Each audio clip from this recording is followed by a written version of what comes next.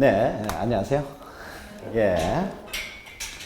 자, 우리가 지난 시간에요, 지적법 내용을 모두 끝냈죠. 자, 오늘은 등기법을 하는데, 우리가 지난 시간에 지적법을 모두 마쳤는데, 우리가 특히 지난 시간에 했던 내용들은, 자, 토지를 지적 공부에 모두 등록을 하게 되면 거기서 끝나는 것이 아니라 그 이후에 토지의 이동이 발생하면 거기에 따른 토지의 이동 정리를 한다. 그래서 우리가 토지 이동 정리 절차에 대해서 쭉 살펴보았습니다.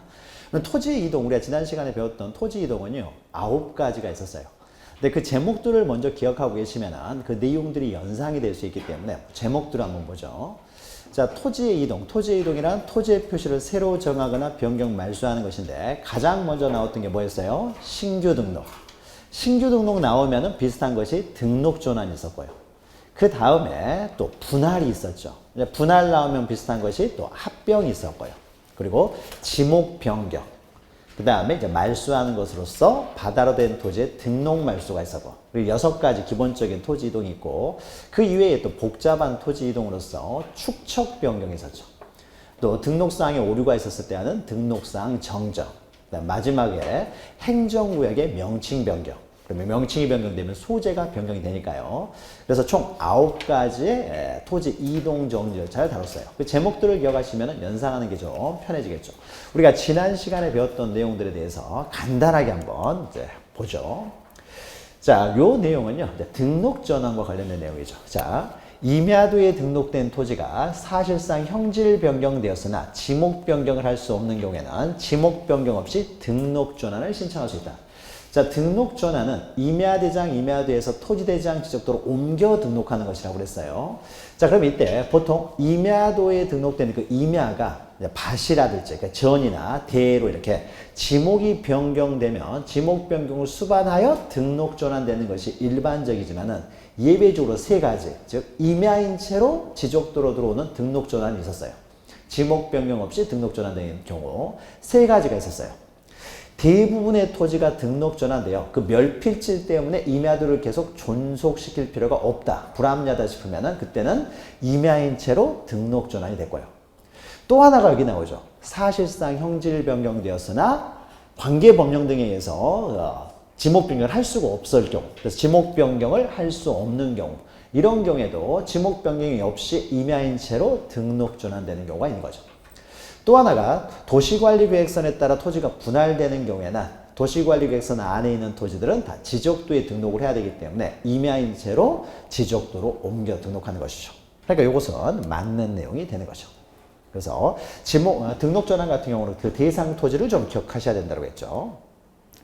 그 다음에 밑에는 이제 축척 변경입니다. 축척 변경. 자, 축척 변경은 굉장히 복잡하다고 했어요. 도면 자체를 전체를 다시 만든다고 했습니다. 그래서 전체를 다시 측량해서 다시 도면을 만들다 보니까 대사업이라고 했어요. 그래서 다시 측량을 하다 보면은 어떤 사람은 면적이 늘어나기도 하고 어떤 사람은 면적이 줄어들기도 하고, 그래서 거기에 대한 청산 절차까지 필요하다는 거죠. 그래서 대사업이다 보니까 그 요건이 좀 복잡하다고 했죠. 그래서 지적소관청은 축척 변경을 하려면 신청이나 직권에서 할 수 있습니다. 축척 변경 시행지역 토지 소유자의 3분의 2 이상의 동의를 받아야 된다는 거죠. 토지 소유자들의 이해관계도 얽혀있기 때문에. 그 다음에 엄청난 사업이다 보니까 자기들이 뭐 토지 소유자의 동의만으로 할 수 있는 것은 아니고 전문가 집단인 축척변경위원회 의결도 거쳐야 돼요. 이건 축척변경위원회는 지적소관청에 있는 위원회입니다. 이것만으로 끝나는 것이 아니라 상급기관인 시도지사의 승인도 받아야 되는 거죠. 그래서 우리 지적법에서요, 지적소관청의 주어가 돼서 어떤 행위를 할 때 상급기관인 시도지사의 승인을 받는 경우가 딱 3가지가 있어요. 그래서 이런 3가지를 우리가 이제 조금씩 이제 외워가는 건데, 나중에 천천히 외워도 되는데, 우리가 지반축해서 외우는 거예요. 지반축. 그래서 지는 지번 변경을 말합니다. 지번 변경. 지번을 변경할 수도 있어요. 지번이 너무 복잡하면 지번을 변경할 수도 있는데, 이때 시도지사 승인사항이고, 반은요, 우리가 배우질 않았지만 지적공부가 이제 반출할 수 있어요. 외부로 불나요. 지적소고에 지적공부를 보관하고 있는데 갑자기 불나면 외부로 반출해야 되겠죠. 그래서 전쟁이나 천재지변이 있으면 반출할 수가 있는데, 그 이외에도 시도지사의 승인이 있으면 지적공부를 또 반출할 수가 있습니다. 밖으로 옮기는 거예요. 그러니까 함부로 옮겨서는 안 돼요. 그러다 잊어먹으면 큰일 나니까 이 두 가지 원인이 있으면 반출할 수 있고, 또 하나가 이제 축척 변경이에요. 이 축척 변경도 시도지사의 승인을 받아야 돼요. 그러니까 어떤 지적소관청이 어떤 행위를 할 때 시도지사 승인을 받아야 되는 경우에는 딱 세 가지밖에 없어요. 세 가지 이외의 사항에서 시도지사 승인을 받아야 된다. 그럼 모두 틀린 표현이 됩니다. 조금씩 우리가 나중에요. 지번 변경, 반출 이런 것들을 이제 공부를 하다 보면은 이런 것들도 이제 기억을 하셔야 되는데, 일단 축척 변경은 시도지사 승인 사항이다라는 거죠. 그러니까 이거 맞는 내용이 되는 거죠. 자, 그 다음에 밑에 있는 것은, 자, 지적도 임야도에 등록된 필지가 면적의 증감과 함께 경계 위치가 잘못된 경우예요. 그러니까 함께 경계 위치가 잘못된 경우. 그럼 지적소관청의 직권으로 등록사항을 정정할 수 있느냐? 자, 등록사항에 오류가 있으면 정정하는 방법이 있는데, 이 정정은 원칙적으로 토지 소유자의 신청에 의해서 정정하는 게 원칙이라고 했죠. 신청. 그러나 예외적으로 일정한 경우는 직권으로도 할 수 있다고 그랬어요. 그래서 모든 등록사항에 오류가 있으면 신청에 의해서 정정을 할 수 있지만 일정한 경우는 직권으로도 가능하다. 그럼 이때 직권으로도 가능한 경우는 손해보는 사람이 없을 때, 이럴 때만 직권으로 할 수 있다. 즉 이해관계인이 없을 때. 그럼 어떤 경우에 손해보는 사람 이해관계인이 없느냐? 면적의 증감이 없을 경우, 정정을 통해서 면적의 증감을 수반하지 않는 경우. 자, 이런 경우에는 손해보는 사람이 없으니까 이럴 때만 직권으로 할 수 있다는 거죠. 근데 여기서는 면적의 증감과 함께 경계 위치가 잘못됐다는 거죠.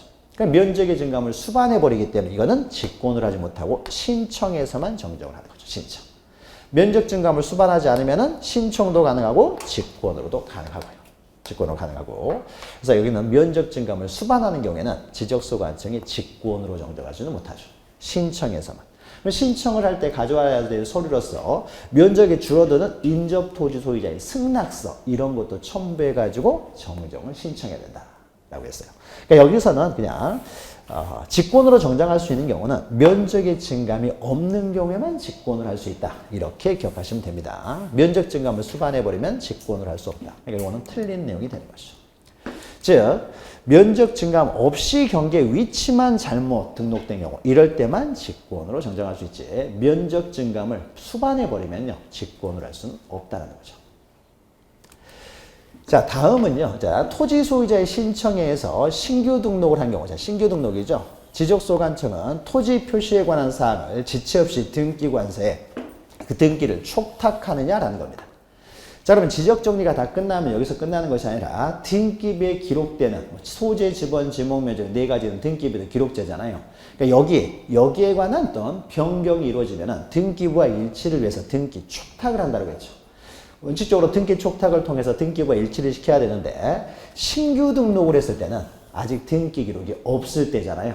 신규 등록을 막 지적공부에 등록만 돼 있기 때문에 지적공부 만들어지고 등기부가 만들어지는데 신규 등록했을 때는 등기부가 없으니까 등기부를 고쳐라라고 하는 등기 촉탁을 할 필요가 없게 되는 거죠. 그래서 신규 등록할 때는 따로 등기 촉탁을 하지 않는다라고 했죠. 그러니까 이건 틀린 내용이 되죠.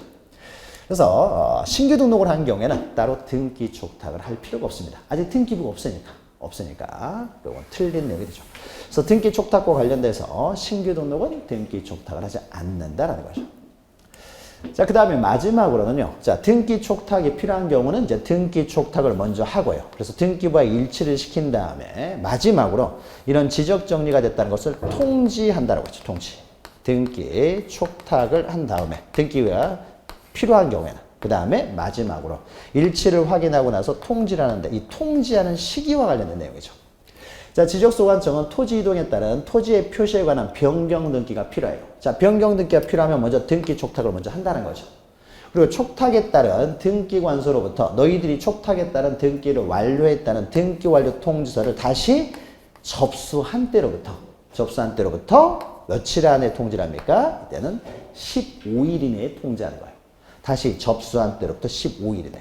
그러니까 변경 등기가 필요한 경우에는 먼저 등기 촉탁을 하고 그 촉탁에 따른 등기 완료 통지서를 다시 접수한 때로부터 너희들이 촉탁한 대로 등기를 완료했다는 등기 완료 통지서. 등기 완료 통지서는 등기관서에서 보내주겠죠. 등기관서에서 등기 완료 통지서를 보내주면은 그걸 접수한 때로부터 7일이 아니라 15일 이내, 7일이 아니죠. 15일 이내에 통지한다라는 거죠. 근데 만약에 좌표 이동이 발생했어요. 좌표 이동이 발생했을 때는 좌표를 정리했을 때는 이건 등기 사항이 아니기 때문에 따로 등기 촉탁을 할 필요가 없고요. 그럼 이런 경우에는 등록한 때부터 바로 통지하면 되겠죠. 이때는 7일 이내에 통지하는 거죠.